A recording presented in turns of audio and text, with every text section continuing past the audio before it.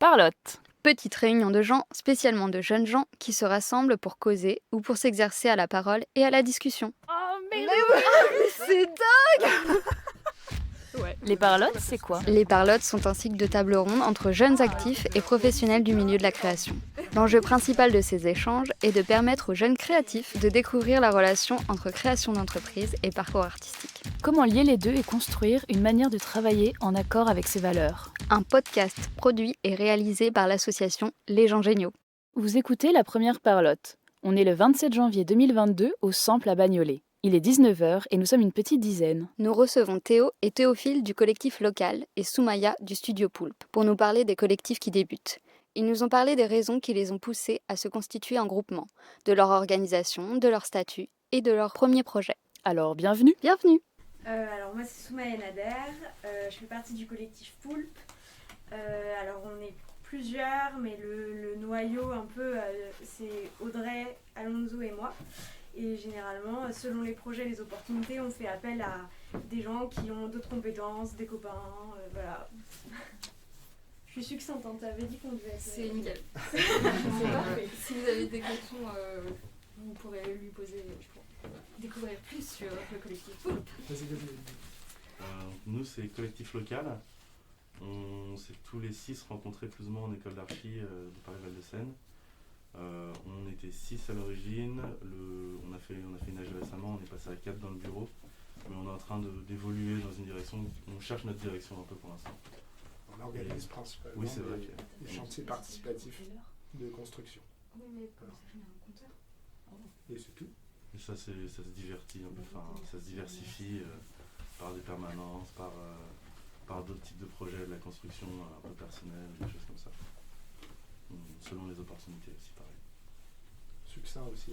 Nickel. Parfait. Et ben on va pouvoir commencer par du coup se regrouper. C'est tout ce qui a les questions. Et Elles sont là. Ah bah d'accord, bah t'en as Si une. quelqu'un a déjà une question Oui, sur aussi. un peu l'idée de comment on se forme, par quel biais, je sais pas, peut-être que vous avez déjà des questions, moi j'en ai plein, mais... Moi j'avais pris pourquoi former un groupe déjà? Alors qui tu veux la poser sa question ou... En fait c'est aux deux. Ok. Vas-y Soumaya. Pourquoi former un groupe? Parce qu'à plus on est plus fort. Parce que pour nous c'était vraiment c'est pas drôle de bosser seul, on voit pas non plus l'intérêt en fait. On aime bien l'émulsion un peu, que ce soit intellectuelle, graphique, physique. Il y avait vraiment l'envie de se dire à plusieurs on ferait des choses différentes, on aurait plus de courage de tenter des projets. Voilà. Il y a tellement une charge, je pense, autre que celle juste des projets, de la gestion de projets, de la créativité, c'est-à-dire tout ce qui est administratif, etc., que l'entraide elle n'est pas juste sur sur les projets quand on est en train de les faire, mais que c'est vraiment sur la totalité du quotidien, quoi. Nous aussi. C'est un peu comme un chantier, quoi. On travaille plus vite et mieux à plusieurs, quoi. Donc c'est genre, on peut pas gérer un chantier tout seul. L'asso c'est pareil, on peut pas la gérer tout seul. Et on a chacun nos domaines de compétences dans lesquels on aime travailler, on excelle plus ou moins que d'autres. Au final, ensemble on s'en sort mieux. On arrive à mieux répondre à nos attentes. C'est un peu comme ça, c'est comme ça que c'est bien. Et puis par rapport aussi, je pense, à l'échelle de projet, c'est vrai que nous, on est un collectif d'architectes, du coup, ou étudiants en architecture comme moi, et cette échelle de projet induit qu'on soit beaucoup. Et notre tout premier chantier, sur 2 mois de chantier, on a été une 50aine à venir. Et on n'avait pas encore créé de collectif. Donc pourquoi être plusieurs? Parce qu'on était une bande de potes et on voulait construire ensemble. Après, il est resté un petit noyau qui voulait vraiment monter une asso et continuer à faire des projets. Mais c'était sûr qu'en fait, on voulait être beaucoup. Voilà. Ouais. Tu disais que vous excelliez dans différents domaines, où vous aviez peut-être des... J'ai dit exceller. Non, mais je réutilise le mot que tu disais, mais en gros c'était juste cette idée que finalement vous faisiez des choses différentes. Est-ce que tu pourrais un peu développer ça? Est-ce que ça s'est fait intuitivement ou est-ce que parfois en fait vous aviez des actions qui pouvaient être redondantes ou les mêmes et du coup est-ce que ça génère du conflit ou est-ce que Alors, au départ, c'est un peu venu intuitivement, où chacun aimait faire des choses un peu différentes, où il y en a qui préféraient faire de la com, il y en a qui préféraient faire des dessins d'exé, d'autres qui préféraient réfléchir sur le chantier, d'autres qui préféraient juste mettre la main à la pâte. Et donc au départ, ça a commencé comme ça. Puis maintenant, ça fait 1 an et quelques mois qu'on existe, et on a commencé à mettre des mots dessus, à savoir, quand l'histoire de l'argent vient, il y a l'histoire de la motivation de chacun, et au final, tu es motivé par ce que tu aimes faire. Donc pour rester un collectif, pour continuer à travailler ensemble, il faut continuer à aimer faire ce que tu fais. Donc quand je dis exceller, c'est vu que tu aimes faire quelque chose, tu t'en sors bien, tu y arrives bien. Et au final, au départ c'est venu naturellement, puis on a commencé à mettre des mots dessus et on commence à un peu comprendre qui gère quoi, qui a ses domaines de prédiction et à qui on peut demander quelle information. Je prends l'exemple de Charlotte qui n'est pas là. Oui, on est 6. On est 4 en fait, on est 6. Ouais, on est 6. Donc il y a Théophile qui est étudiant en architecture, moi et Aurélien qui sommes diplômés depuis 2 ans déjà, qui travaillons en agence, Charlotte qui est encore étudiante aussi, et Mamoun et Henri qui vient d'avoir son diplôme cet été, et Mamoun qui est en train de le passer. On a tous des statuts très différents, on n'a pas tous le même temps, on n'a pas tous les mêmes envies. Aurélien et moi, on a travaillé en agence, on a envie de faire des dessins d'exécution, de mettre la main à la pâte. Peut-être Charlotte qui a moins le temps, moins l'envie de faire ça, elle a préféré faire de la com. Au final, moi je me rends compte que l'administration c'est quelque chose qui me botte un peu plus que d'autres, donc instinctivement je le prends en charge, et certains détestent faire ça, donc ils me laissent le faire et la question se pose pas. Mais au final on a réussi à mettre des mots dessus, et donc chacun grappille ce qui l'intéresse dans le collectif, et je pense qu'il y a des sujets que personne n'aime faire aussi. Ça, faut les pointer du doigt petit à petit. Bon, on n'est pas encore là, mais ça va, je pense que finalement, tôt ou tard, on va devoir faire ça. Je sais pas, c'est tout très clair. Ouais, du coup, on peut passer à la question suivante si vous voulez. Moi, c'était où rencontrer des gens avec qui travailler. À l'école. C'était à l'école. Bah, à l'école, mais aussi selon les opportunités. Enfin, des fois, genre, c'est une table ronde. Enfin, des fois, c'est. On nous a contactés aussi pas mal sur Instagram, bizarrement. Enfin, j'aurais pas osé approcher des gens via Instagram, je pense. Mais ça nous est arrivé que même des institutions nous contactent via Instagram. Donc, maintenant, je crois que c'est un support qui sert un peu à tout le monde. Donc, il y a sur Internet. Au fil des projets, c'est-à-dire tu fais un projet, finalement tu es avec ton équipe, puis il y a d'autres équipes et il y a une rencontre qui se fait, voilà, je pense. Mais beaucoup l'école, ouais. Vous avez d'autres choses à ajouter? Je sais pas, c'est que nous on s'est rencontrés à l'école, mais en fait c'est marrant parce que Théo et moi, donc on était dans la même école et on s'est rencontrés seulement une fois qu'on a monté le collectif. Parce que, enfin je sais pas, toi t'es en école de design? Ouais. Et nous, tu vois, on se côtoyait dans les couloirs, mais sans se connaître, et on s'est retrouvés à ce chantier en commun où on a été 50, tu vois, je te dis, à se retrouver. Et quand il ne restait plus que le noyau à la fin du chantier, et ben c'est là où, salut, moi c'est Théo. Du coup, parce que, comme tu le dis, on a participé à un chantier commun.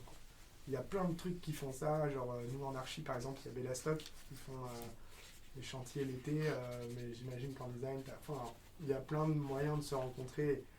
Et d'ailleurs, nous, c'est venu un peu du fait que Bellastock avait annulé son festival de l'été et que nous, oh bah non, qu'est-ce qu'on va faire cet été? Et on s'est dit, bah on va faire le nôtre en invitant nos potes. Et boum, collectif. Mais du coup, je pense que tu te rends compte aussi en prenant des initiatives dans le délire où moi, donc on était tous dans la même école, mais c'est pas forcément les gens que je côtoyais.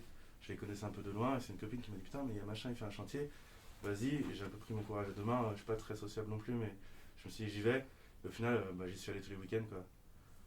Enfin c'est un peu, oui on est de la même école, on est du même milieu, donc on a les mêmes sujets d'intérêt, mais on se connaissait pas, enfin moi les 5 coachs je connaissais Aurélien un peu, mais les 5 coachs je les connaissais très très peu quoi. On s'aimait pas trop quoi. Ouais. Du coup pour rebondir sur cette question de vos liens interpersonnels, au sein de l'association, du coup c'est une question qui s'adresse aux 2 collectifs.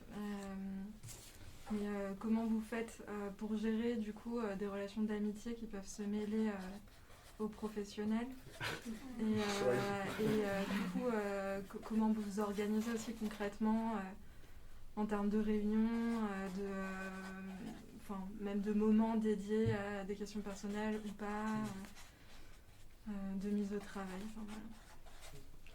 Je te laisse commencer, nous c'est un sujet... sensible.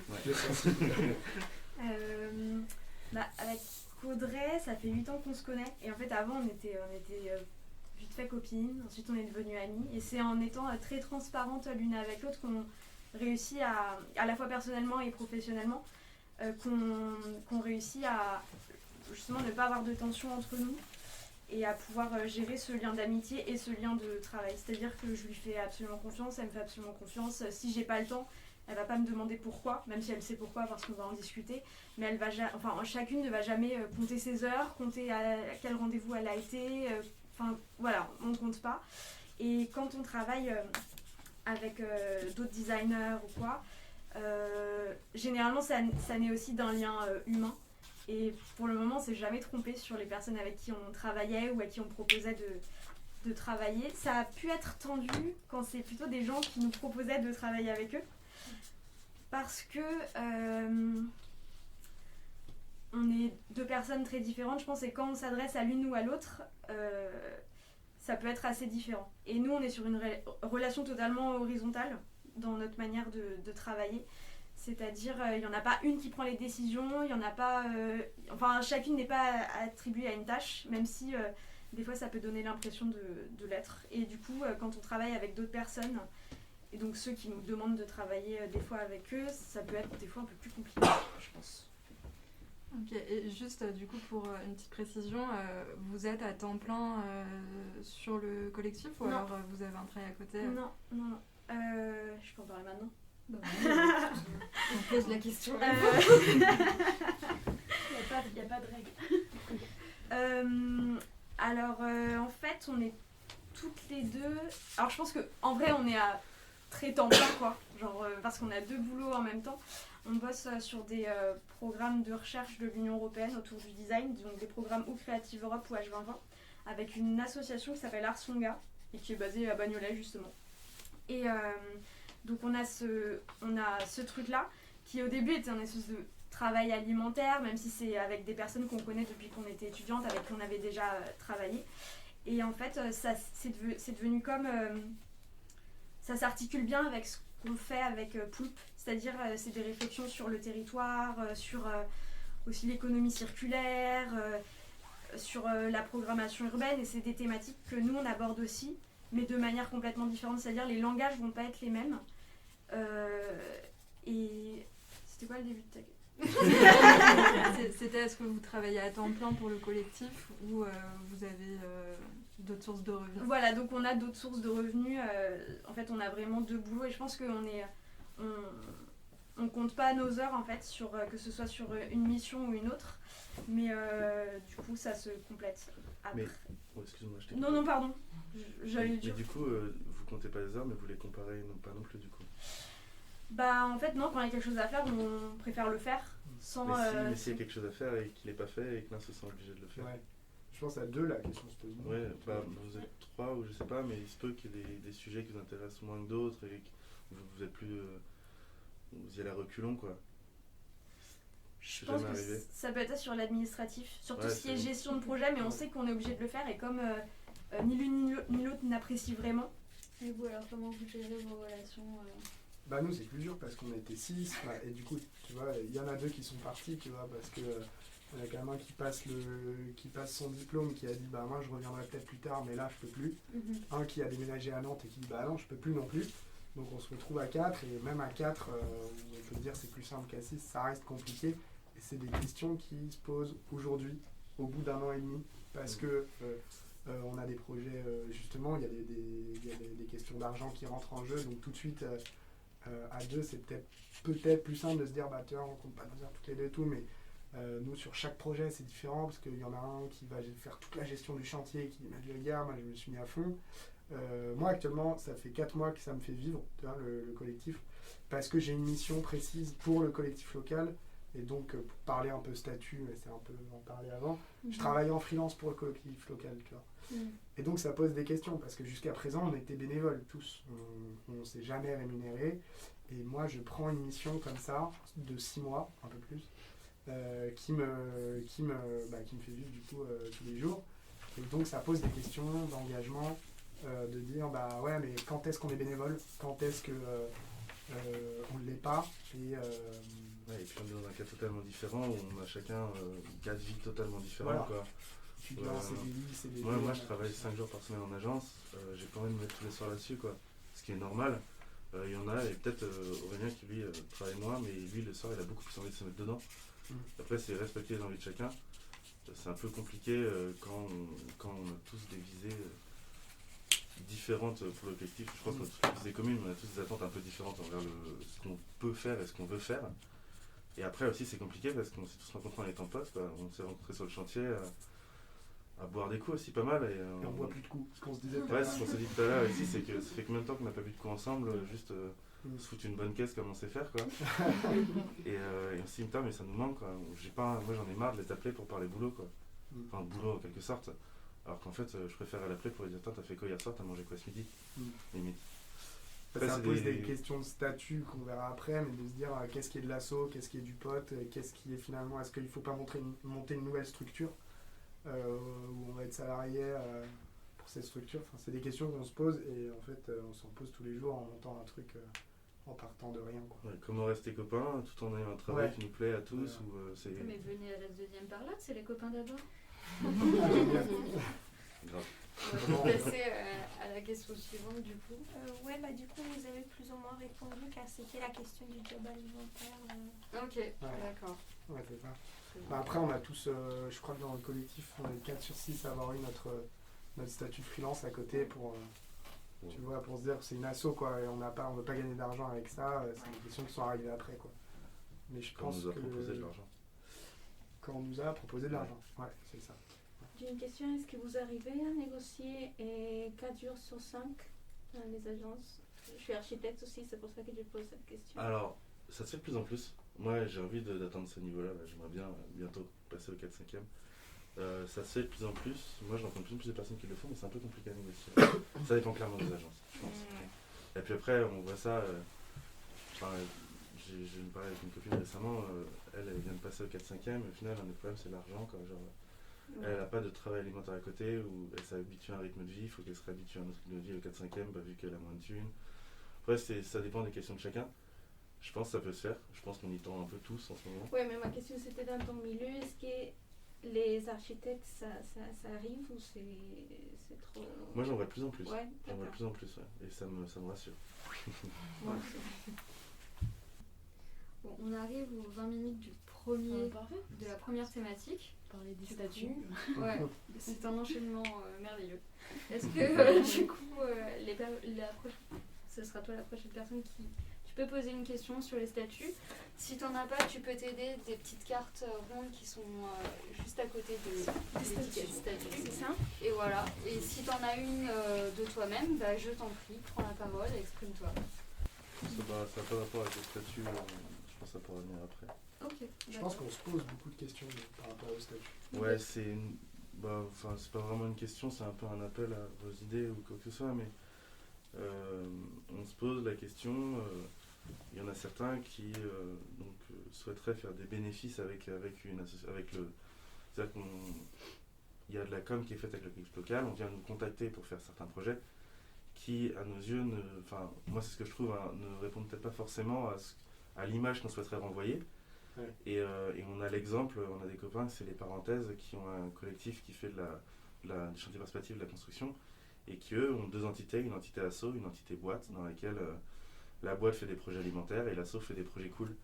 Et en fait, il y a cette question-là, on est en train de se la poser à l'AG récemment, il y a quelques mois, même quelques semaines, où au final, comment on va faire? Parce qu'il y a des projets, on dit putain, j'aimerais trop faire ça. Moi, vu que j'ai mon taf, j'ai ma thune, ça m'intéresse pas de donner mon temps pour des projets qui ne sont pas selon mes idéaux, quoi. Donc, et c'est, oui, on peut le faire dans nos collectifs, c'est génial, mais après, moi, je mettrais pas mon temps dedans. Donc, comment on fait? Est-ce que on monte une boîte qui, elle, va faire un genre de projet parce que c'est un projet alimentaire qui va plaire à une personne et pas aux 4?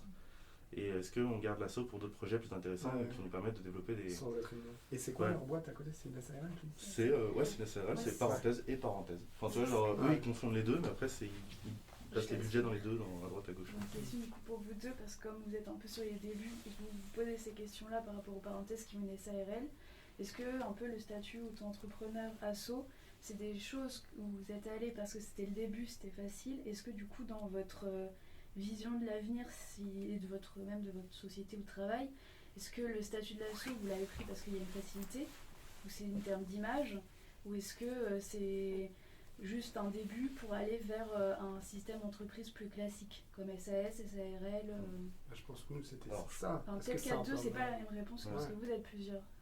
Ouais, je me suis un peu pas trop posé la question, mais on se dit, il faut qu'on se regroupe, on fait un collectif, on fait une asso, et puis on voit où ça mène. C'était pas mal. Moi, c'était mon optique au départ. C'était un peu la facilité du départ. Clairement, ouais. On a monté ça après avoir fait notre premier projet. On s'est dit, on a envie de continuer, il faut qu'on monte un truc. Moi, je sortais où j'avais pas mal géré dans l'école une asso étudiante, où je m'étais dit, on va faire ça, on a des idéaux, on va monter une asso. Donc on monte l'asso. Ça nous a grave servi pour éviter ce genre la mairie qui refuse. Donc on s'est dit...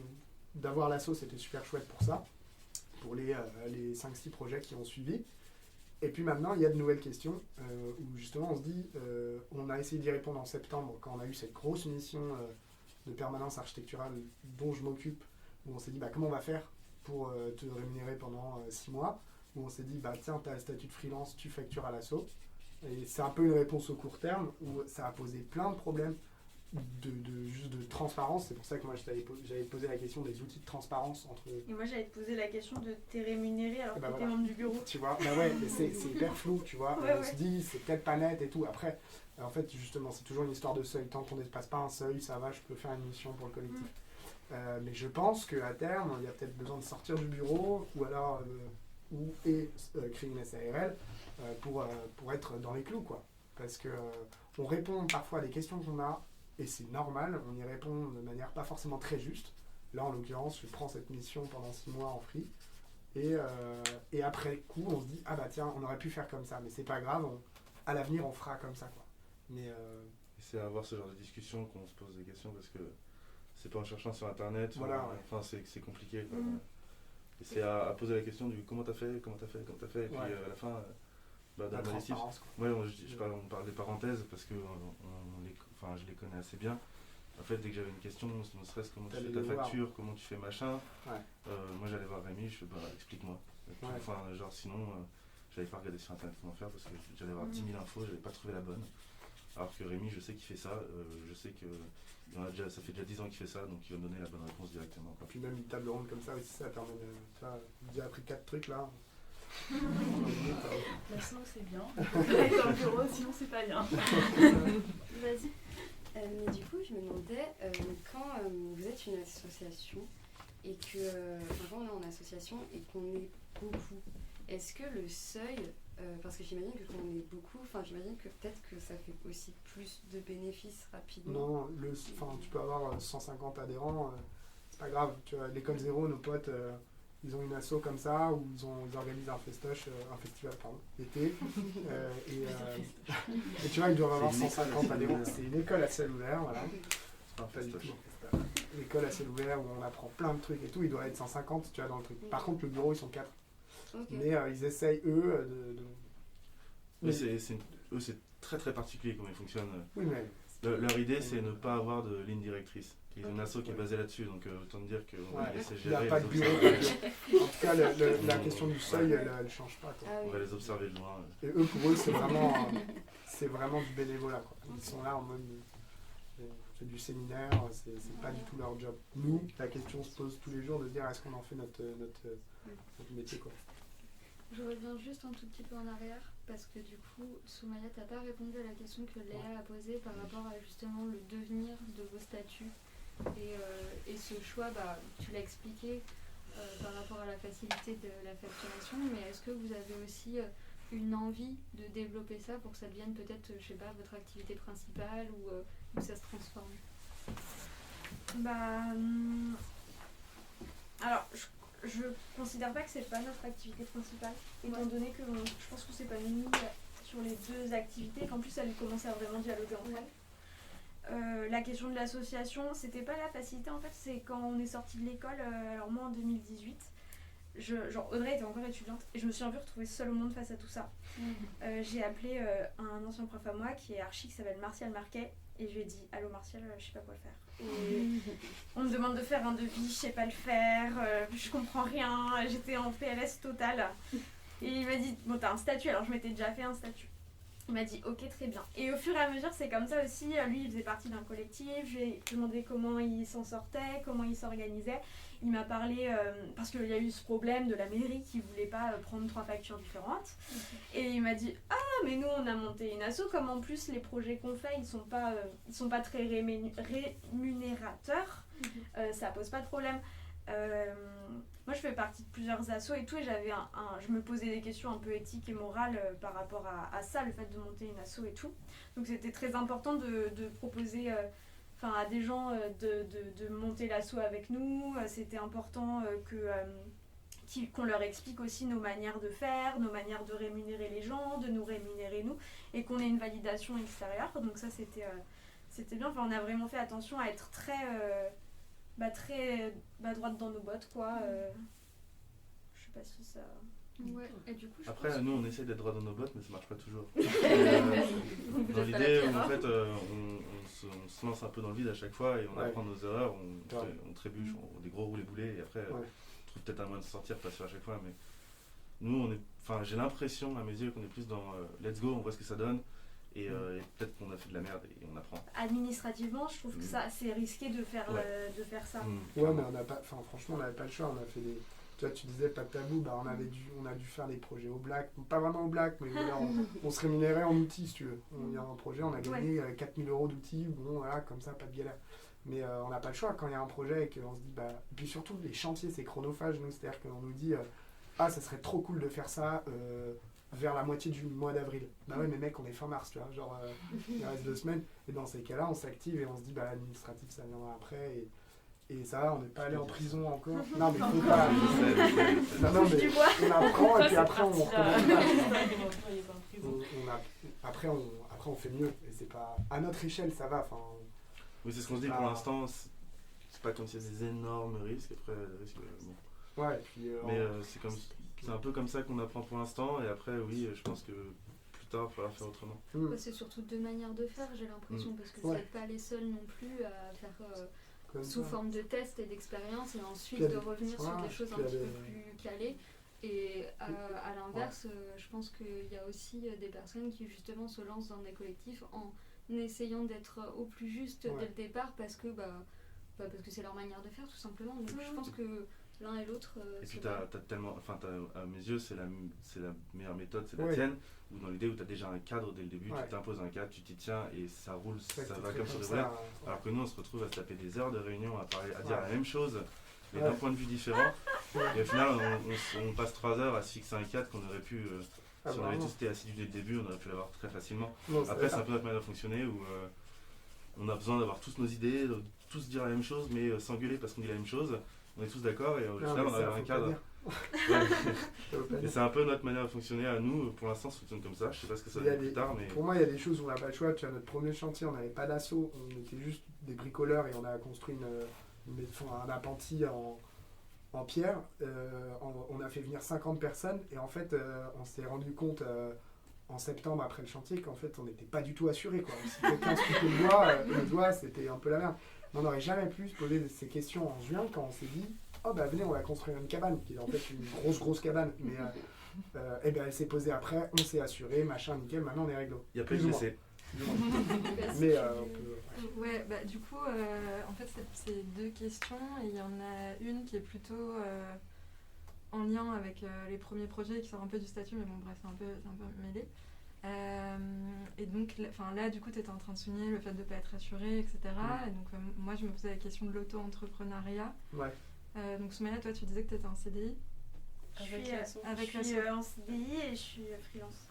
Ok et donc je me disais là dans le cadre de vos projets donc là un accident, arrêt maladie etc. Est-ce que comment vous faites parce qu'en fait du coup je me dis dans une logique collective précaire en fait s'il y en a un qui peut pas c'est les autres qui prennent en charge Et donc aussi dans le relationnel au sein de l'association, comment ça se passe. Et du coup, j'en viens aussi, enfin c'est un peu en lien pour moi avec l'autre question que j'ai posée, qui est ces projets un peu passion, genre l'apprenti trop bien et tout, on y va. Et finalement, en fait, de se rendre compte que c'est vraiment du taf, même si c'est trop cool d'être avec des potes. Et qu'en fait, ça change tout. Donc là, je reviens un peu sur les rapports interpersonnels, mais parce que tout à l'heure, vous n'y avez pas répondu. Et donc, comment en fait, justement la question du cadre, en fait finalement c'est un taf, on a besoin d'être sécurisé, on a besoin de savoir que c'est pas les autres qui prennent en charge. Enfin, du coup, je sais pas si c'est non, mais pas t'as très raison, clair, cette mais... question d'arrêt maladie, je me suis jamais posée, mais si Tofi il est malade et que pendant une semaine il peut pas aller à la chambre, qu'est-ce qu'on fait? J'en ai aucune idée, quoi. Je sais même pas, quoi. Non, mais j'étais pas payé, quoi. Non, ouais, mais c'est vrai que ça pose des questions, et c'est peut-être pas la meilleure manière, mais on se la pose quand ça arrive et on trouve des moyens, mais oui, on va apprendre des erreurs qu'on a faites. C'est vrai qu'il y a tellement de choses à anticiper qui sont pour certaines très opaques à nos yeux. Donc on essaye d'anticiper certaines, mais dans d'autres cas on est juste pied au mur et on n'a pas le choix. Et c'est arrivé des chantiers où on se gueule dessus parce qu'on s'engage sur quelque chose et on n'est plus que deux à y aller. Et donc là, toi ça a niqué ton week-end. Et là la question elle se pose de l'investissement, de comment... Machine a préféré partir un week-end, Machin a préféré aller manger avec ses potes, du coup il n'est pas venu. En fait, c'est une fois qu'on a vécu ça, une fois qu'on a l'expérience, qu'on arrive vraiment à se poser. C'est un peu notre mal à fonctionner, des roulés quoi. Comment on règle cette question? Ouais, comment on règle? C'est en tombant face à ça et après en faisant des réunions de 3 heures à dire la même chose. C'est un peu comme ça qu'on fonctionne, j'ai l'impression. Tu clashes nos réunions là, c'est super. C'est génial. Moi j'aime beaucoup, je peux en parler des heures. Non, mais je pense que c'est vrai, c'est toutes les personnes extérieures à nos réunions qui viennent, ils me disent mais vous dites tous la même chose. Et vous gueulez. Tout le temps aussi. Fabien c'est l'amour-passion, tu vois, un peu énervé. Et nous c'est l'amour-raison, très calme, très on va tous dire et tout. Et en fait, nous, André et moi, genre même on s'appelle genre, tu pars en vacances cet été? Tu pars quand? Ok, moi je pars la semaine d'après. Comme ça, il y en a une qui est... Enfin, on s'organise même comme ça pour... Mais on n'est que deux. En fait, c'est ça le truc. Et on s'organise aussi. Voilà, par exemple, une fois, on bosse avec une 3e personne pour un projet dans le Nord. Donc, loin de chez moi. Audrey était en vacances en Bretagne. Elle habite à Roubaix. Et la 3e personne habite aussi dans le coin et devait prendre en charge sur une semaine ce projet-là. Et je l'appelle. Je suis en vacances. Et là, j'étais sous le choc. Tellement ça, je m'attendais pas du tout à ce que quelqu'un puisse faire ça, genre ne pas prévenir, je sais pas, ça m'a vraiment surprise. Donc j'ai pris un billet de train, je suis partie à Roubaix et c'était vraiment genre Audrey elle ferait tellement jamais ça et moi je ferais jamais ça quoi, de pas me poser la question genre qui est en charge du projet quand je suis pas là, comment ça avance, parce que je sais pas. Ça rebondit grave à ma question. Enfin, moi, la question, c'est comment vous travaillez à plusieurs dans cette idée de communication. Ouais, mais enfin, donc ce que je dis, elle est à Roubaix, toi, tu es à Fontenay, Val de Fontenay, c'est ça. Comment vous communiquez et comment vous arrivez à avoir une communication très transparente? Et dans cette idée-là, comment tu gardes du coup ces rapports d'amitié où on se faisait la réflexion juste avant, qui est que maintenant, je les appelle pour parler du taf, je les appelle plus pour boire un coup, quoi. Et ça m'embête, sachant qu'on aime bien ça. Que deux. Mais oui, parce que vous êtes que deux aussi, mais même à deux, on le fait moins. Tu sais, Aurel, ça faisait peut-être 2-3 semaines que tu n'avais pas vu un copier ou que tu l'avais pas vu pour. Ouais, mais c'est comment vous avez à communiquer et à avoir cette transparence-là sans qu'il y ait de perte d'infos, de réunion de 4 heures pour la même chose, ou je sais pas. Je pense que Audrey et moi, on est un peu carré déjà. Ce qui fait que des fois, ça peut mal passer avec des gens qui sont plus bordéliques. Mais par exemple, on a fait un projet à Souèche l'année dernière, donc en Haute-Garonne. On est parti, toute une équipe, et en plus, il fallait fédérer les habitants, fallait gérer les habitants, les fabricants, un autre designer avec nous, une artiste qui venait avec nous parce qu'elle travaille sur les traditions dans les villages et la chasse. Et du coup, on était genre toutes les deux. Et en fait, les seules tensions qu'il y a pu y avoir entre Audrey et moi, c'était une espèce de jalousie si... justement, on s'était pas assez parlé dans la journée en fait. C'est-à-dire, on s'est vu vite fait que pour des trucs très pragmatiques, genre ça c'est où, t'es allé chercher ça, moi j'ai fait ça, machin et tout. Et du coup, à la fin de la journée, genre il y avait un petit truc un peu énervé. Et on s'est rendu compte que c'est parce que on n'avait pas pris notre petit café de la journée, quoi. On ne s'était pas raconté notre vie, on s'était pas... Et du coup, c'est assez cool. Mais il n'y a pas non plus de tension avec les autres, parce que je pense que... alors, les habitants, on les a pas choisis, bien sûr. Mais les gens avec qui on bosse, par contre, je crois qu'il y a d'abord un truc humain qui naît avant qu'on leur propose de travailler avec nous. Là, c'était nous qui avions initié le projet, c'était nous qui avions invité les gens. Et je pense que c'est important qu'on fonctionne un peu à l'instinct quand on bosse avec des gens. Alors, et tous les gens à qui on s'est dit ça commence mal, ça s'est mal fini. Enfin, genre, mais pas, il y en a pas énormément, hein. Franchement, ça doit être 2 ou 3 personnes, mais et du coup, Ce sera pas. je sais que vous filmez là. C'est pour ça. Je sais pas si j'ai répondu aux questions. Et t'as des outils pour ça. Ouais, en fait, c'est que on a fait un chantier dans la caserne de Joigny, qui est un tiers-lieu à Joigny. C'est une ancienne caserne militaire qui a été récupérée par la Fertile, qui est une association, tu connais du coup. Je crois que je connais. C'est une association qui récupère les tiers-lieux et qui fait de la facilitation de communication. Je sais plus exactement, ils ont un terme particulier. Et le but, c'est de créer des écolieux, des nouveaux lieux comme ça. Et en fait, nous, on est venu faire un chantier chez eux et on a énormément appris de leur manière de fonctionner. Ils avaient des outils pour, par exemple, au début d'un repas, ils se levaient tous, ils se mettaient tous en rond et dès qu'il y avait une info à faire passer, il y en a un qui s'avançait, qui disait l'info à tout le monde. Et en fait, c'était un rituel pour eux, toutes les une à deux fois par jour, de se passer l'info comme ça. Et il s'est avéré qu'on les a beaucoup critiqués, mais au final, on a récupéré. Ouais, on a beaucoup récupéré de certains de leurs outils. Ouais. Pareil, quand je vous parlais certains préféraient faire des choses. Eux, ils avaient un système qui est le domaine d'appétence où en fait, c'est quelque chose qu'on aimerait faire. On a un listing de plein de choses qu'il faut faire dans le collectif et chacun met une note sur 10 sur est-ce qu'il aime le faire ou pas. Et au final, on aurait quelque chose de visuel où tu sais, dès que tu as un dessin d'exécution, tu vas demander à un machin parce qu'il aime faire ça. Dès que tu as de la com à faire, tu vas demander à un machin parce qu'il aime faire ça. Et en fait, c'est trouver, je sais qu'il y a plein d'outils, c'est un peu compliqué à mettre en œuvre, il faut être carré pour les mettre en œuvre. Mais est-ce que vous avez des outils de communication? Moi, je te pose cette question parce que c'est ce qui nous manque, j'ai l'impression. Des outils de communication. Comme, en fait, même quand on est plusieurs, je pense un truc qui fonctionne bien et qui prend pas trop de temps, c'est on s'organise des mini-visios. Et quand on est loin aussi, c'est plus simple.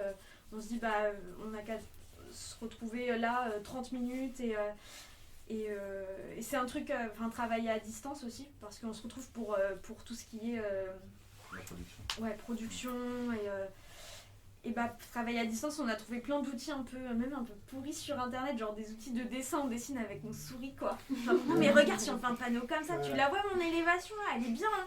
Et genre c'est vraiment Paint, mes versions, elle voit mon dessin quand je suis en train de le faire et tout. Et du coup on trouve des petits outils pour être rapide, pour très vite se donner les informations, c'est-à-dire je lui parle pas d'un dessin au téléphone, genre je lui montre direct le dessin, je vais pas faire mon dessin puis après lui prendre une photo et l'envoyer, genre on se trouve des moments qui sont pas déconnectés l'une de l'autre quoi, et même avec d'autres gens avec qui on bosse, ça se produit quand on bosse avec d'autres gens aussi, où du coup on a ces outils là, alors on propose, on se fait une visio, on essaye aussi d'adapter nos outils aux autres, sachant que sinon en fait ce qu'on fait aussi c'est on se téléphone beaucoup. Et dans la même conversation, on va parler de ce qu'on a mangé à midi, de nos chats, genre vraiment de trucs de famille, vraiment des trucs. Et d'un coup, on va aussi parler du projet, puis rebondir sur autre chose. Donc on se lance des infos. Donc c'est un peu, on se donne de l'info. Et ensuite, on fait le tri et après, on met bien au clair. On ne va jamais s'envoyer un mail avec Audrey, et avec d'autres gens avec qui on bosse quand on est dans les projets, sauf si on a des partenaires, je sais pas, institutionnels ou quoi, là on va rédiger des mails, sinon on est que au téléphone sur des modes un peu informels, pour éviter ce truc très sérieux en fait qu'il peut y avoir dans la manière dont on travaille avec des gens, voilà. Ok. Et je pense qu'on va pouvoir passer au premier projet, parce qu'on a un peu dépassé finalement. Je pensais que les statuts ce serait moins... Il y a pas mal de questions aussi sur le premier projet. Mais oui.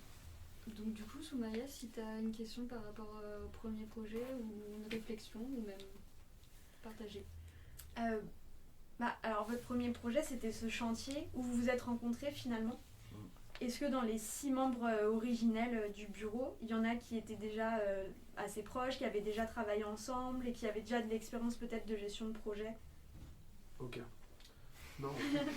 Aucun, mais L'expérience sur les 6, il y en avait 2 qui étaient très investis dans le projet, qui ont un peu monté ce chantier participatif. Il y en a 2 qui sont à la genèse de ce chantier. Et après, oui, après ça va être que des rencontres, mais on n'avait pas d'expérience à pouvoir en parler. L'expérience, elle vient de ce chantier-là, en fait. Chacun avait ses appétences. Genre, en vrai, je te dis, c'était vraiment 2 mois d'été. Après le confinement, on s'est juste retrouvés pour taper sur les marteaux, quoi. Enfin, sur des clous, avec des marteaux. Et où à la fin, on s'est dit, vas-y, c'est trop cool, on va continuer. Et de là, il y en a 6 qui sont restés, et du coup, on a monté à 6. Mais chacun avait son truc. Finalement, on s'est rendu compte que t'étais chaud en trésor. Moi, sur les statuts, je connaissais un peu. Charlotte, elle, pour la com, pour faire un truc bien carré, était chaud. Aurel, c'est lui qui était là et qui avait organisé tout le chantier. Henri, c'était un peu le maître du lieu qui avait réussi à accueillir ce premier chantier participatif. La logistique, on avait chacun un petit domaine de compétences et ça, on s'est retrouvés ensemble autour de ça, quoi. Et en fait, moi, pour m'en dire, ce premier projet n'en était pas un. Et du coup, en fait, on fait des premiers projets constamment parce qu'à chaque fois, on va dans un nouveau domaine. Genre là, on touche au prototype bientôt. La permanence que je fais depuis 6 mois, c'est un nouveau premier projet de permanence. Avant, on a testé un peu le concours, le design participatif en exécutant ce que les étudiants avaient dessiné avec les étudiants. Donc ça, c'était aussi un premier projet de design participatif. Qu'en fait, on se cherche un peu. Ça fait déjà 1 an et demi, mais on se cherche encore, quoi. Et puis aussi, c'est aussi l'idée où, vu qu'on est tous bénévoles là-dedans, on veut mettre notre énergie que dans des choses où on va apprendre. C'est-à-dire que si c'est répéter bêtement ce qu'on a déjà fait, on va mettre moins d'énergie, moins de motivation. Et au final, c'est un peu... le but, c'est que chaque projet qu'on trouve, on soit d'accord parce que chacun il trouve son compte et il dit putain, moi je vais apprendre à faire ça, moi je vais apprendre à faire ça. Ça peut être casse-gueule, pour l'instant ça ne l'est pas. Mais c'est le bénévolat et le fait que ce soit une asso où on met que de notre temps libre dedans, ça nous permet aussi d'avoir ce genre de discours. Quand on fait les chantiers participatifs, quoi. Ouais. C'est ça. Moi, quand je fais à ma permanence, quand j'organise un chantier participatif, je redeviens bénévole, tu vois. Donc on est encore dans ce flou. Mais tant qu'on expérimente, qu'on apprend et qu'on fait apprendre aussi aux autres et qu'on s'amuse, du coup, on prend, quoi. J'ai une question que j'avais oublié de te poser. Toi, tu bosses dans une boîte d'archi, dans une agence, et tu as envie d'arrêter, en fait, pour plutôt te consacrer et vivre de toutes ces expériences-là et de ces apprentissages. Bon, c'est fini, on s'en va. Non, mais grave, c'est un peu... Après, comme d'hab, c'est la question de l'argent. Moi, je termine souvent à découvert. Mais je gagne plus d'argent que ce dont j'ai besoin dans la vie. Donc, si je peux passer au 3/5e, 4/5e et que je peux continuer à avoir une vie décente, clairement, je peux mettre ces journées-là au bénéfice du collectif, quoi. Ça me ferait très plaisir. Après, c'est la question que tu poses dans l'agence, c'est plus compliqué. J'attends la prochaine, j'attends 6 mois avec mes boss pour... en tout cas, si cette question sur les 4, on sait quand même, si on en avait parlé en réunion, on s'était dit que ça reste quand même un idéal, un objectif, quoi. Ça, Par exemple, sur un projet, imaginons, on vous propose un super projet, il est super bien payé, vous avez tous la possibilité de le faire et d'être rémunéré sur ça, mais du coup ça demande une prise de risque de toi, tu dois lâcher ton job.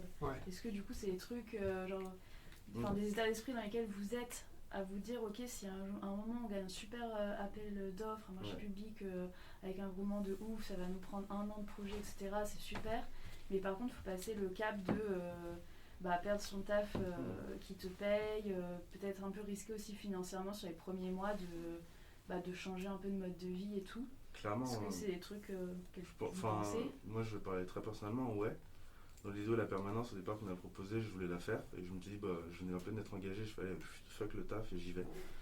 Et au final, à force de discuter, c'est pas moi qui l'ai pris, c'était mieux que Théophile le prenne. Et puis on avait chacun nos motivations, on a parlé entre nous, quoi. Mais oui, clairement. Je prends autant de plaisir dans les deux, le collectif comme le taf. Mais je préférais taffer avec mes potes. En fait, c'est ça. Mes potes, c'est les gens de l'agence, c'est aussi mes potes. Mais c'est notre structure, c'est mes copains, c'est les projets qu'on choisit. Donc oui, s'il y a un risque à prendre, je le prendrai plus pour le collectif que pour l'agence que pour autre chose. T'as un Après, oui, projet,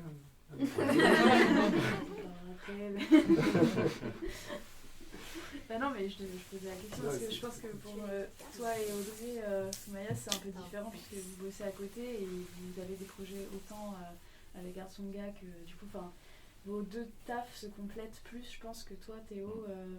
Ou bah après, peut-être que j'espère ton taf en agence t'amènera des projets pour local. On sait pas. Faut pas le dire encore. Mais non. On va parler en plus. Ouais. Comme ça, on se coupe pas. C'est vraiment découverte Ouais, ouais, totale. J'ai l'impression d'avoir fait une gaffe sans le savoir. Non. Moi j'avais une question, mais je sais pas trop si elle rentre dans ça. Bah, Non, vas-y. Mais c'est parce que. Cadre. Mais je crois que c'est Théophile, c'est ça? Théo, c'est moi. Théophile, c'est moi. Théo. Théo. Du coup, Théophile, je crois que tu disais que tu viens d'avoir ton diplôme, du coup tu as Mais commencé. pas encore. Non, d'accord, du coup tu es toujours étudiant. Je suis en césure en gros. C'est Ok. vrai que j'avais, Parce que cette j'avais demandé opportunité. comment tu arrives à avoir du temps, genre Ouais. pour faire dans une association, t'engager en étant toujours étudiant. Non, mais moi c'était la césure, je voulais juste Ouais. lever le pied et me professionnaliser. Enfin, je m'étais dit merde, il y a le diplôme dans un an, je sais rien faire, moi je veux pas aller dans le monde pro dans un an. Donc je me suis dit césure, je vais faire des stages et apprendre un peu, puis continuer mon statut de freelance tranquille. Et genre je cherche des stages et en fait je me suis dit mais merde, genre il y a ce truc qui arrive de la permanence, c'est nickel, je vais le faire. Du coup j'avais l'opportunité de le faire, donc je l'ai fait. Donc c'est trop cool, c'est au 3/5e, ça me permet aussi d'avoir du temps à côté pour vraiment le collectif ou pour vraiment d'autres jobs et tout.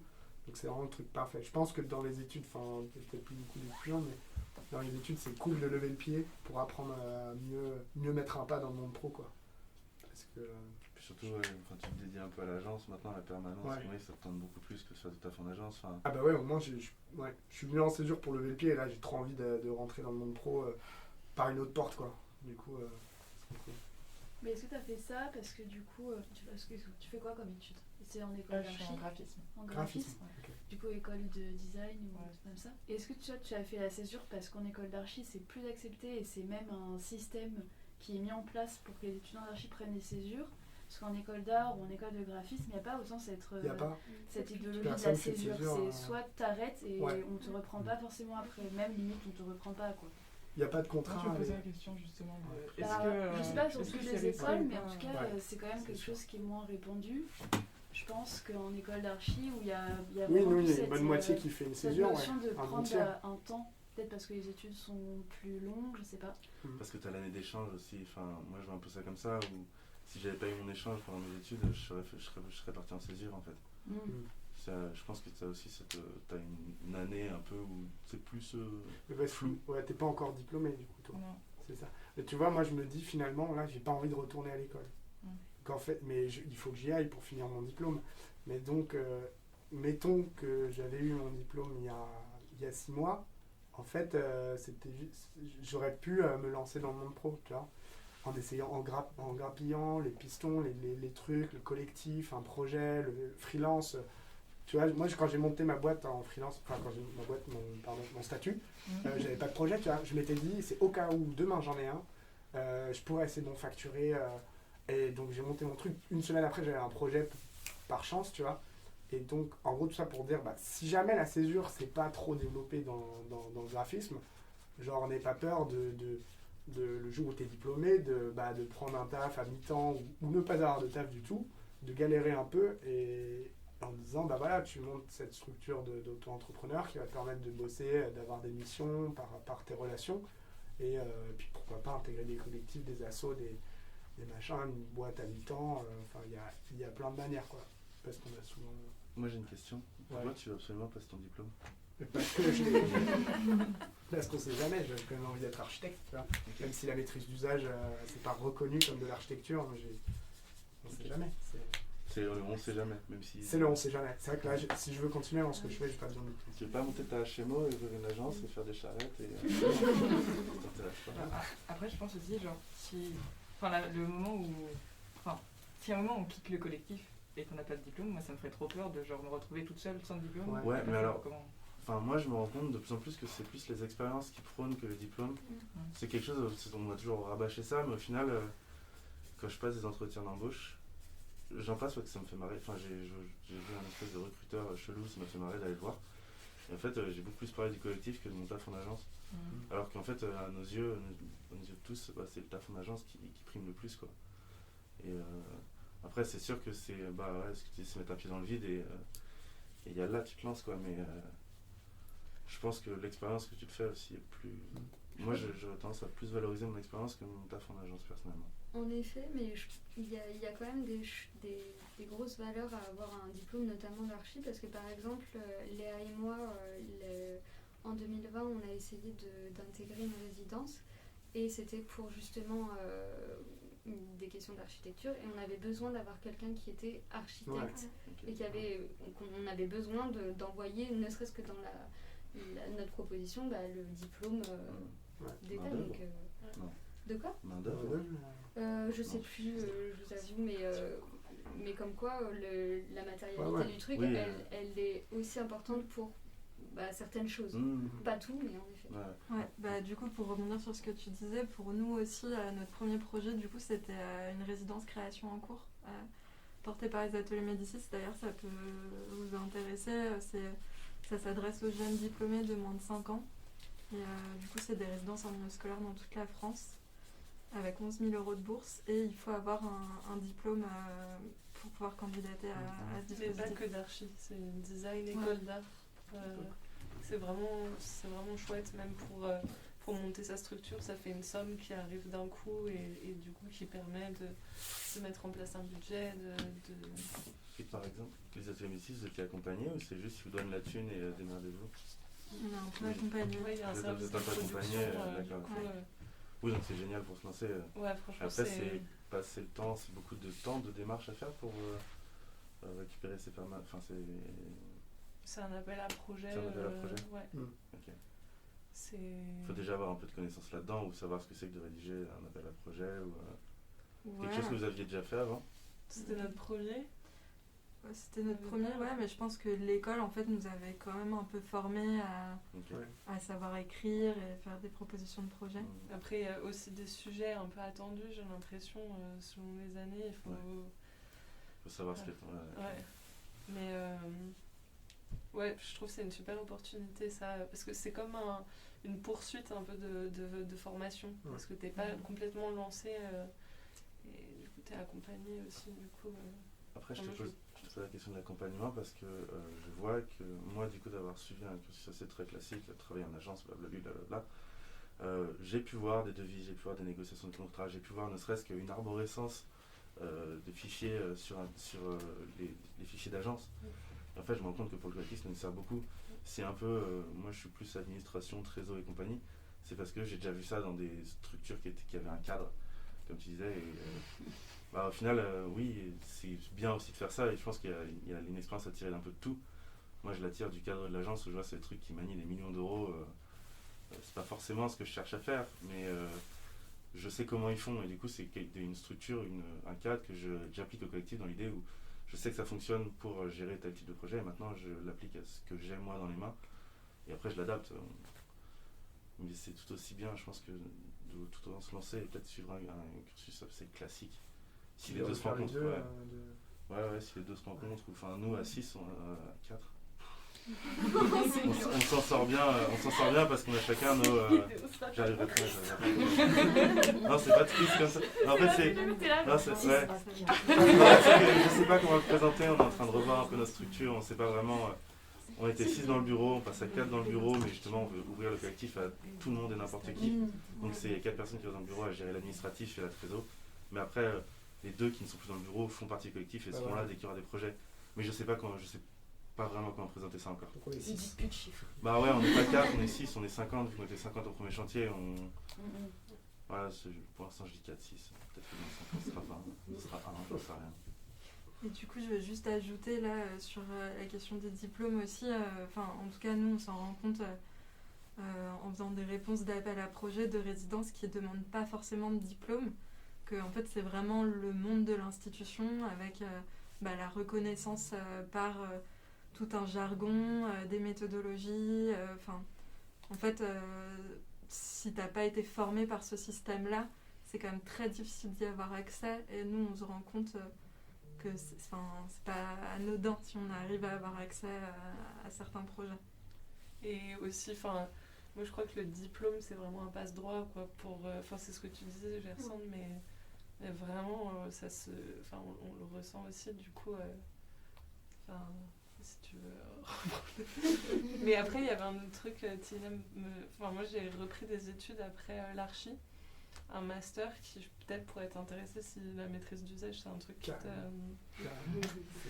Mais ça s'appelle projet culturel dans l'espace public. C'est un master 2 professionnel, c'est juste en 1 an. Et justement pour les réponses à appel à projet et tout ça, t'as toutes les clés, c'est vraiment professionnalisant. C'est Panthéon-la-Sorbonne. Ah bah non, c'est tous les écoles. Ouais, bah c'est vrai que c'est super intéressant, t'as raison, parce que c'est vrai que moi j'ai envie de lâcher ce truc de... Moi je veux pas construire des bâtiments en gros, et puis je me dis bah j'ai quand même besoin de ce diplôme, oui mais pourquoi et tout. Et en fait c'est marrant parce que genre moi mes boss actuels, ceux qui me font travailler, c'est des designers, tu vois, Agathe Chiron et tout ça, c'est des gens genre, qui ont commencé dans le monde du design. C'est vrai que moi j'ai commencé dans l'archi pour aller dans le design. C'est vrai que la question du diplôme, du coup, elle devient hyper... Enfin, on se la pose, quoi. C'est drôle parce que tu as ton Master 1. Ouais. Et en fait, il y a des Master 2 de Malaquais qui viennent te voir, qui viennent parler sur le projet, où tu racontes un truc, quoi. Donc en fait, on parle de diplôme, mais ça... Ouais. Bah, oui, ça a un poids institutionnel, mais après, dans les expériences, ça ouais, mais pas, là, c'est hyper intéressant ce que tu me dis, d'aller dans un autre diplôme, peut-être après, ou quoi, mais quand même avoir une formation, quoi. Ça, c'est sûr, la formation, c'est en plus que le diplôme, quoi. Moi, j'ai une autre question parlant d'expérience. Et en tant qu'architecte, en travaillant en agence, je sens cet éloignement du chantier. Et ici, en Équateur, mon pays natal, il n'y a pas cette dissociation entre construire et dessiner. Parce qu'en tant qu'architecte, tu peux construire aussi, tu peux bâtir aussi. Ici, on ne peut pas. Donc, ma question, elle est liée à cette manque de faire. Donc, moi, je me suis dit, ok, je vais arrêter l'archi et je vais faire une formation professionnelle de maçon. Parce que, tu sais, j'ai envie. Et j'ai pas de réseau, je suis pas française, donc je sais pas, ma question c'est plutôt un conseil. Est-ce que il faut, comme j'ai pas de réseau, et je sais pas si c'est mieux aller s'encadrer dans une institution pour un peu commencer à avoir les réseaux, ou plutôt faire des chantiers participatifs pour commencer à faire petit à petit. Je sais pas lesquels des deux c'est la bonne balance. Ouais, les deux, ça dépend un peu de toi. Oui, c'est vrai que le problème, c'est les fonds, quoi. Comment tu survis avec ça. Parce que c'est une année, donc il faut que tu as des épargnes. Ouais, c'est sûr. Donc, je tâte le terrain pour savoir si j'arrête de travailler, épargner et après faire cette formation. Et sinon, juste m'inscrire, je sais pas... Le chômage, c'est top aussi. Hein. Je sais pas si je sais pas. Oui. Juste pour répondre à cette question, nous on a 2 copines qui font des formations de maçonnerie terre crue et réflexion du patrimoine, je crois. Ouais. C'est le Gabion. Dans le sud, oui. Il y a plusieurs structures, je crois qu'il y en a vers Grenoble, en Brun, en Bretagne, je sais plus. Et en gros, toutes les deux, elles ont bossé en agence et maintenant elles ont le chômage, plus du coup la prise en charge de cette formation qui est assez chère. Donc Pôle emploi, ils les ont subventionné ça. Okay. Et en tant qu'étrangère, je pense que tu peux... après, je sais pas si c'est l'Union Européenne ou quoi. Non, Amérique du Sud, c'est pas du tout. Ouais, mais du coup, je connais pas les modalités, mais j'ai une pote grecque, en tout cas, qui a le chômage, qui a vécu pendant 2 ans du chômage. Ok. Oui, tu as ta formation par l'apprentissage aussi, où on a une amie qui est en train de devenir ébéniste. En fait, elle passe 2 jours par semaine à l'école et 3 jours par semaine dans une boîte qui, elle, la paye, en fait. Elle est payée à étudier. C'est des stages pratiques. C'est une alternance, je crois. D'accord. En fait, elle est payée à travailler. C'est quoi, c'est un an? C'est ce qu'elle fait. Anna, c'est sur 3 ans, 3 ans. je crois. Ouais. Et en fait, je pense qu'il y a plusieurs alternatives. Après, il faut savoir, il faut les connaître. Faut en parler. Moi, si tu veux, on peut te donner le numéro d'Anna et elle peut t'expliquer comment elle a fait, je pense. Et aussi, peut-être ton ami pour savoir comment ça se passe pour les gabions. Bon, après, tu peux aussi chercher. C'est sympa. Bah, c'est très bien, vous pourrez avoir le temps tout à l'heure. Oui, c'est vrai. Tu peux dire son numéro, s'enregistrer.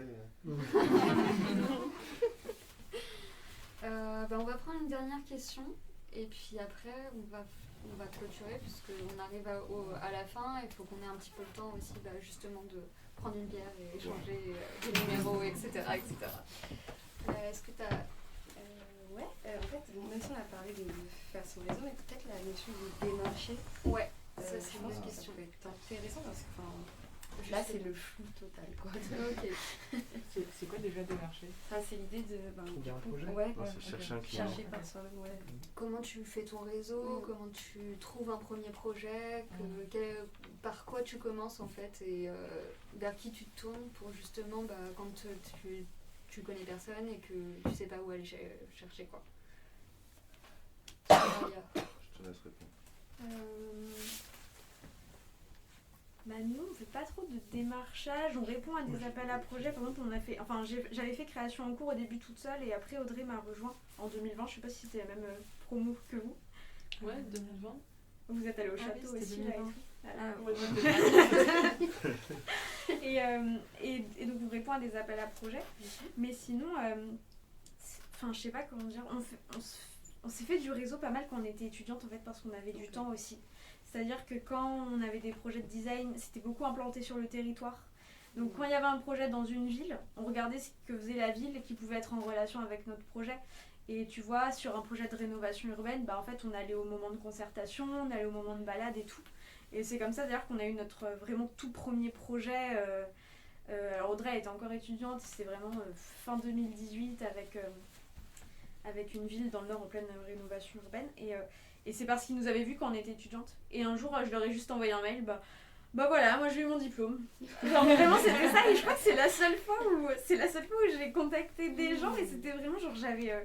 en même temps, après le diplôme, genre c'était le bout du monde quoi. Enfin, j'avais rien à faire. Et Audrey était encore en études, j'avais pas de thunes et tout, c'était un cauchemar quoi. Et du coup, c'est la seule fois où j'ai fait ça.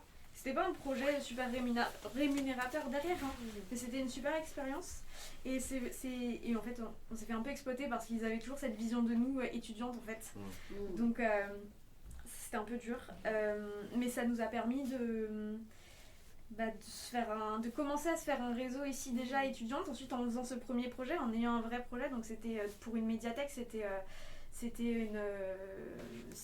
de la concertation pour l'aménagement de l'espace intérieur de la médiathèque et la rénovation de la façade, donc juste le dessin de la façade, on rénove pas des façades, et pareil le dessin du pignon pour que ce soit très visible, donc un espèce de projet signalétique, aménagement intérieur, donc on avait fait tous les plans et tout.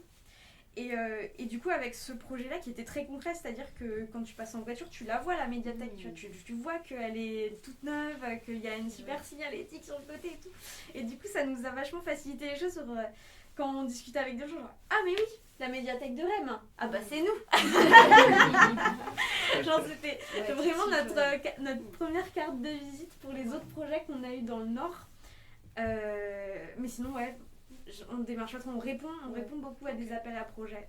Mais comme quoi, juste envoyer un petit mail parfois avec culot, quoi. Au culot, et puis c'est pas très grave s'il y a un peu de maladresse au départ. Et puis moi j'avais répondu à une annonce de Babysting, si tu veux, pour te dire, pour mon premier projet. Le mec me dit non, j'ai déjà trouvé et tout, et je me rappelle, je vois sur son profil, je me dis mais attends, il est promoteur immobilier lui et tout. Je réponds, je lui dis d'ailleurs, moi je suis étudiant en archi, je n'ai pas besoin d'aide pour dessiner des trucs. Il me dit ouais grave, il m'a pris en freelance pendant 6 mois. C'est que t'as rien à perdre, tout à gagner à contacter des gens en fait. Et ça c'est vraiment quelque chose... à l'origine j'étais un peu timide, puis au final tu dis mais qu'est-ce que j'en ai à faire, au pire il me répond pas, moi je passe 5 minutes de ma vie à lui envoyer un mail, à expliquer ma vie, et au moins il y aura quelqu'un qui connaîtra ma vie mais qui n'en aura rien à foutre, tu vois, au pire des cas quoi, et ça va rien changer à la mienne, et donc en fait moi c'est plus rien à perdre, tout à gagner à faire ce genre de truc. Juste, quand on envoie un mail comme ça pour démarcher tout ça, c'est-à-dire que vous avez déjà un projet en tête ou tout quoi, ou vous allez juste proposer vos services? Là j'avais un projet en tête, c'est-à-dire qu'on avait bossé, en fait ces gens-là je les avais déjà rencontrés, Audrey aussi, parce qu'on allait à toutes ces réunions de concertation avec les urbanistes et tout en fait. On s'était mis un peu dans la peau des habitantes, mais on devait proposer un projet pour l'école, donc on avait fait ça. Mais après, c'est vrai que, donc il y avait ce projet en tête, mais c'est vrai que quand on rencontre des gens ou qu'on nous met un peu dans des boucles de mail, genre regardez je vous mets en relation avec un tel, regarde un tel, c'est Poulpe, elles ont déjà fait ça et tout, et en fait faut pas hésiter à relancer parce que les gens sont grave occupés. Et alors, Audrey m'appelle le requin pour ça. C'est-à-dire que je pense aussi qu'on est dans une situation, s'il y a une faille, il faut y aller, quoi. faut pas hésiter. En fait, bah, Oh là c'est là. c'est genre, il y a une faille, faut tenter. Et c'est tenter, c'est juste envoyer un mail, genre, même 3 mois plus tard, alors c'en est où ce projet? Ah mais oui, au fait! Et ça, c'est trop bien, quoi. Parce que tu te rends compte que les gens, c'est pas que t'es nul. C'est pas qu'ils s'en foutent. C'est juste que souvent, c'est des mairies, des trucs comme ça, et tout, ils ont juste pas le temps, quoi. Et ah mais oui, en fait, oui, mais ça avance, en fait. Et trop bien. Et c'est rassurant et tout. Mais du coup, ouais. Mais le démarrage, en fait, genre, je me verrais pas envoyer des mails genre bah, bonjour, nous c'est Poulpe, on fait ça, est-ce que vous avez pas un truc à faire avec nous?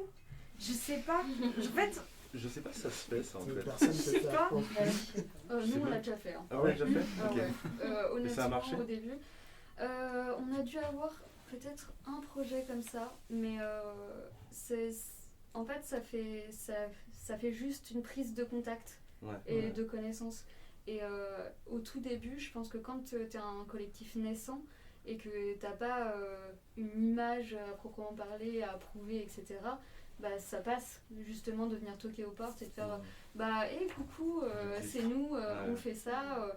Et en général, on met pas à la fin du mail genre hey, s'il vous plaît, on a faim.